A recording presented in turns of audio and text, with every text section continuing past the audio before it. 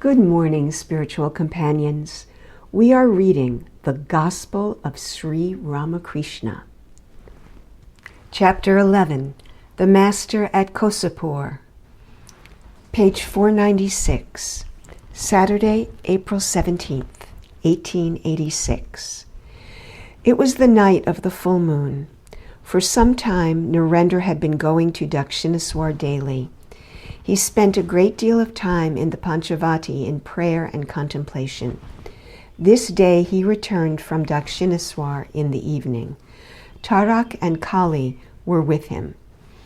It was 8 o'clock in the evening. Moonlight and the south wind added to the charm of the garden house. Many of the devotees were meditating in the room downstairs. Referring to them, Narendra said to M, "They are shedding their upadhis one by one." Footnote on upadhis: a limitation imposed upon the self through ignorance. A few minutes later, M came into Sri Ramakrishna's room and sat down on the floor. The master asked him to wash his towel and the spittoon. M washed them in the reservoir. Next morning, Sri Ramakrishna sent for M. After taking his bath in the Ganges and saluting the master, he had gone to the roof. Sri Ramakrishna asked M to bring his grief-stricken wife to the garden house, where she could have her meal. The master said to M, by a sign, "Ask her to come. Let her stay here a couple of days. She may bring the baby." M, "Yes, sir, it would be fine if she developed intense love of God." Sri Ramakrishna again answered by signs. "Oh, grief pushes out devotion, and he was such a big boy." Krishna Kishore had 2 sons. They were of the same age as Bhavanath, and each had 2 university degrees. They both died, and Krishna Kishore, jnani that he was, could not at first control himself. "How lucky I am that I have none." Why doesn't Kishori come? A devotee. He comes to the Ganges every day for his bath. Master, but why doesn't he come here? Devotee. I shall ask him to come, sir. Master, why doesn't Harish come? 2 young girls, aged 9 and 10, who belonged to M's family, sang several songs about the Divine Mother for the Master. They had sung for him when he had visited M's house at Siampukar. The master was very much pleased with their songs. After they had finished, they were sent for by the devotees to sing for them downstairs. Master to M, "Don't teach the girls any more songs. It is different if they sing spontaneously, but they will lose their modesty by singing before anyone and everyone. It is very necessary for women to be modest." Flowers and sandal paste were placed before the master in a flower basket. He sat on his bed and worshipped himself with these offerings. Sometimes he placed flowers and sandal paste on his head, sometimes on his throat, sometimes on his heart, and sometimes on his navel. Manomohan of Konagar came in and took a seat after saluting the master. Sri Ramakrishna was still busy with the worship of his inner self. He put a garland of flowers on his own neck. After a while, he seemed to be pleased with Manomohan and gave him some flowers. M, too, received a flower. It was about 9 o'clock in the morning. The master and M were talking. Sashi was also in the room. Master to M, "What were Narendra and Sashi talking about? What did they discuss?" M to Sashi, "What were you talking about?" Sashi, "Was it Niranjan who told you about it?" Master, "What were you discussing? I heard God, being, non-being, and so forth."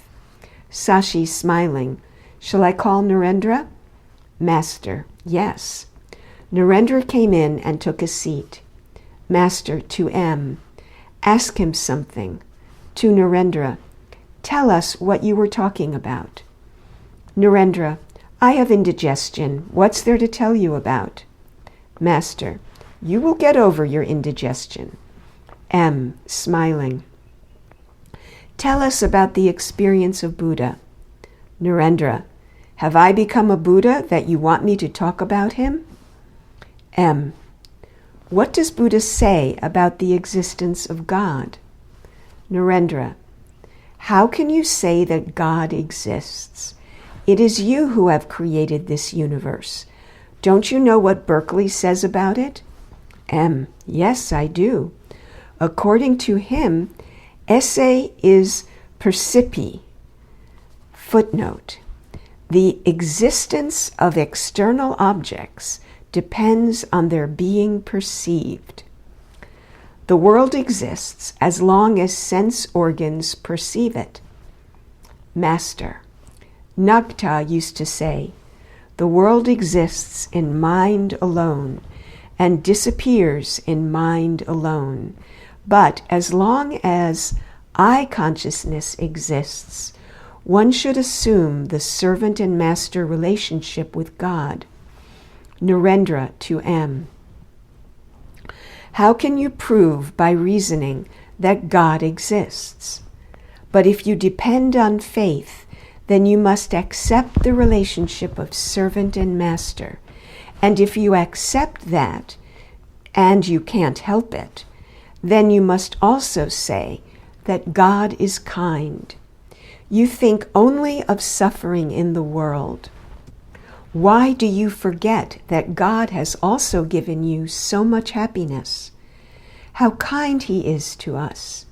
He has granted us 3 very great things: human birth, the yearning to know God, and the companionship of a great soul. All were silent. Master to Narendra, I feel very clearly that there is someone within me. Narendra went downstairs. He was singing to himself. Lord, thou hast lifted all my sorrow with the vision of thy face, and the magic of thy beauty has bewitched my mind. Beholding thee, the 7 worlds forget their never-ending woe. What shall I say then of myself, a poor and lowly soul? Narendra had a little indigestion. He said to M, if one follows the path of bhakti, then the mind comes down a little to the body.